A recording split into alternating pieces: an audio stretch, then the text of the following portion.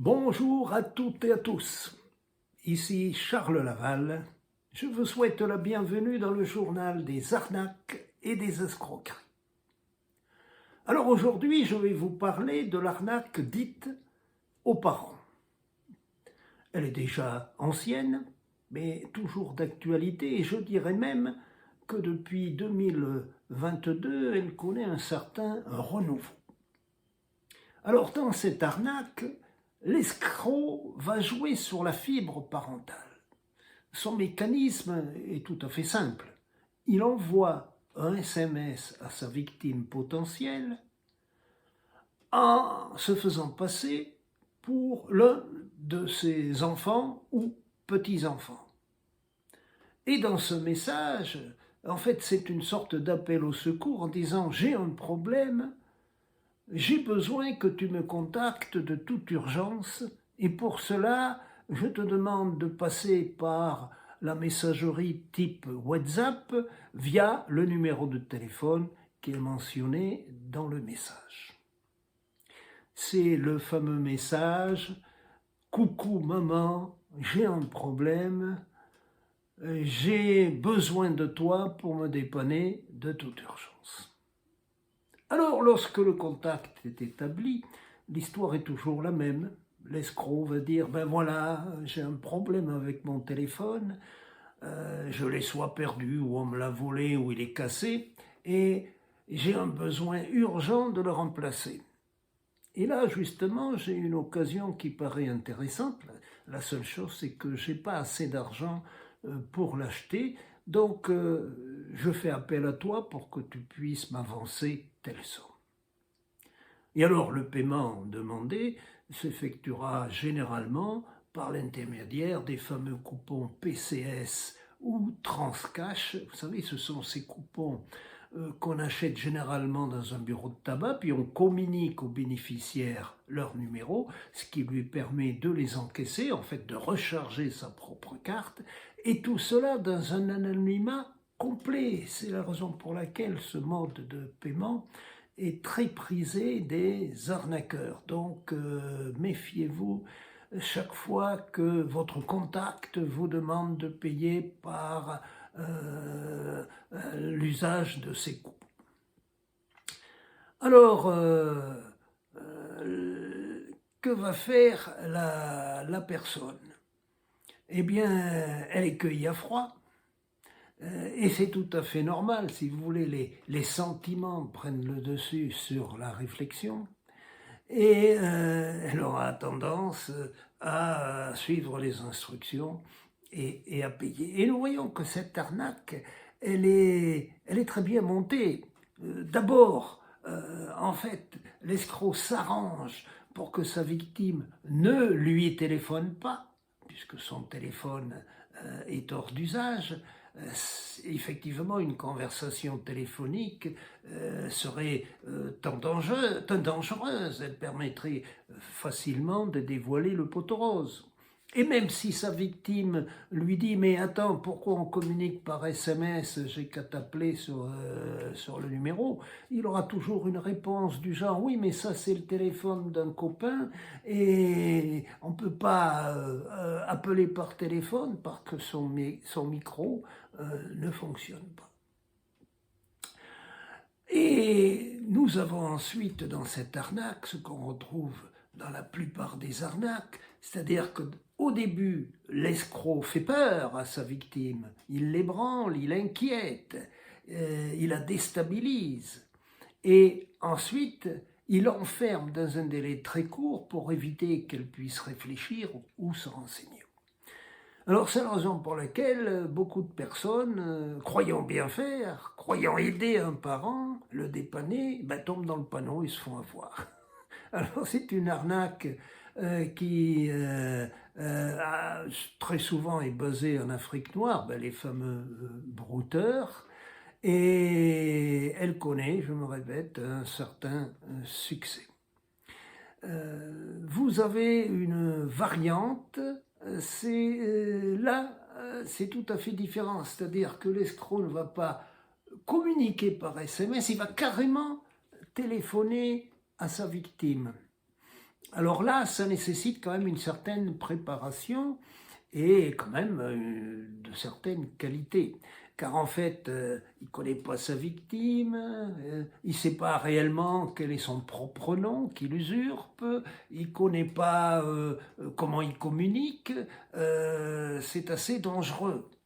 Mais ce sont devenus des spécialistes et c'est comme dans les centres d'appel où ils ont une checklist qui leur permet de répondre instantanément à chaque question. Par exemple, si le grand-père lui dit mais ah bon mais t'es mon petit-fils mais lequel comment bon eh bien comme l'escroc ne sait pas le nom des enfants, ben, sa réponse sera du genre mais le plus jeune. De même, s'il lui dit mais je reconnais pas ta voix, qu'est-ce qui se passe?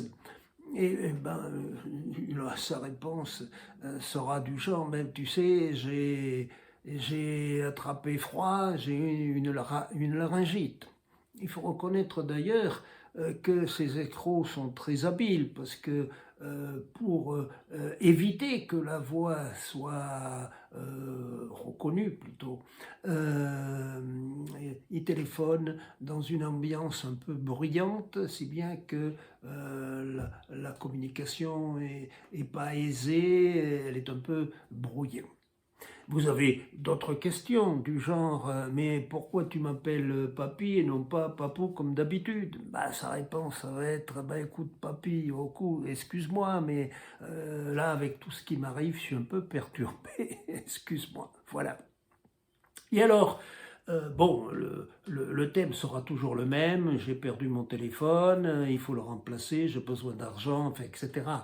Et là, la différence par rapport à l'arnaque avec les SMS, c'est que l'escroc se propose de venir chercher l'argent. Bon, ben écoute, papy, je te remercie. Ben, je passe cet après-midi chercher l'argent. Ça me permet d'acheter mon nouveau téléphone ce soir. Alors là, c'est très dangereux. Alors, il va s'en sortir par une pirouette, en ce sens qu'un quart d'heure plus tard, il téléphone à son soi-disant grand-père pour lui dire ben, écoute, papou, là, j'ai un empêchement, je ne pourrai pas venir cet après-midi, mais j'ai mon copain Jacques qui accepte de venir chercher l'argent. Tu peux avoir confiance en lui, je te remercie. Et voilà, la pirouette, elle est faite. Bon. Alors, dans ce cas-là, il ne faut pas oublier que nos escrocs envoient, reprenons le cas des SMS, par dizaines, par centaines, même par milliers tous les jours. Et ils envoient ces messages un petit peu dans le vide, et beaucoup se perdent ou ne sont pas adaptés à la situation. Par exemple, si le message est du genre coucou maman alors que le titulaire du téléphone est un homme, ça ne marche pas. De même, si le titulaire du téléphone n'a pas d'enfants ou de petits-enfants, il ne va pas répondre. De même, si l'enfant, en fait, habite chez ses parents et vient de quitter un quart d'heure plus tôt sa famille, ça ne marchera pas. Voilà. Mais il n'en reste pas moins qu'il y a un pourcentage important de personnes qui se font avoir. Alors, comment réagir lorsqu'on reçoit de tels messages? Eh bien, comme dans beaucoup d'arnaques, du calme, pas d'affolement. Veillez à ce que vos sentiments altruistes ne passent pas au-dessus de la réflexion. Réfléchissez. Il y a urgence, ok, mais pas à la minute même, ça peut attendre. Il n'y a pas danger de vie et de mort. Alors, premier réflexe, téléphoner en utilisant le numéro habituel de votre parent. Il y a beaucoup de chances qu'ils vous répondent et vous voyez bien que c'est une arnaque. Si par contre, ça sonne dans le vide et qu'il ne vous répond pas, essayez d'autres voies. Appeler son conjoint s'il est marié, un collègue, des copains, essayez de vous renseigner, ne foncez pas tête baissée dans cette demande, ne vous faites pas arnaquer. Et puis, vous pouvez même le piéger en lui posant des questions auxquelles il pourra difficilement répondre. Exemple. Ah bon, ben tiens, au fait, ton voyage aux Baléares, bon, ben t'as ce problème de téléphone, ok, mais autrement ça, t'as beau temps? S'il répond oui, c'est un escroc. Autre exemple, au fait, ta fracture du bras, quand c'est qu'on t'enlève le plâtre? Ah ben la semaine prochaine, là aussi, vous savez que c'est une escroquerie. Voilà, je vous ai décrit le mécanisme de cette arnaque. J'espère que vous ne tomberez pas dans le panneau et que vous saurez réagir.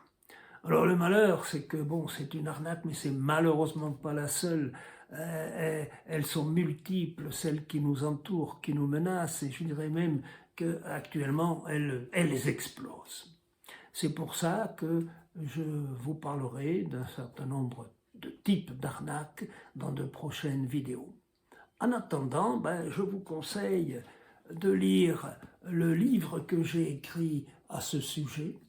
C'est le grand livre de l'escroquerie qui est paru aux éditions Le Passeur.